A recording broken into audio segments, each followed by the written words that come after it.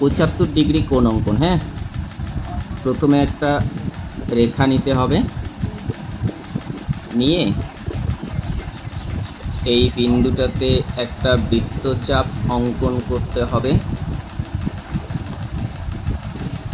ঠিক আছে, বৃত্তচাপ অঙ্কন করে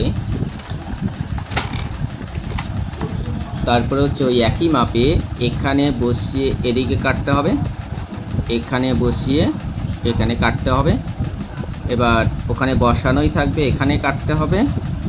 তারপরে এই বিন্দুটাতে বসিয়ে ওই বৃত্তচাপটাকে ছেদ করাতে হবে। হ্যাঁ, তারপরে এই বিন্দুটা স্কেলের সাহায্যে যুক্ত করে দিতে হবে। ঠিক আছে, তাহলে এটা হলো 90 ডিগ্রি, আমাদের দরকার 75 ডিগ্রি। তাহলে করব কি, এটা আছে 60 ডিগ্রি, সাইডের সঙ্গে 15 যোগ করলে 75 হবে। তাহলে আমি এই যে এটা পেয়েছি, এটা কিন্তু 30 ডিগ্রি, এইটা হচ্ছে 30 ডিগ্রি। এই 30কে সমান দুভাগে ভাগ করি। ভাগ করার নিয়মটা হচ্ছে অর্ধেকের বেশি নিয়ে এবার দুটো বৃত্তচাপ অঙ্কন করতে হবে। এই একটা বৃত্তচাপ অঙ্কন করলাম, আর এখানে বসিয়ে এই একটা বৃত্তচাপ অঙ্কন করলাম। এবার এই বিন্দুটা আর এই বিন্দুটা যুক্ত করে দেব স্কেলের সাহায্যে।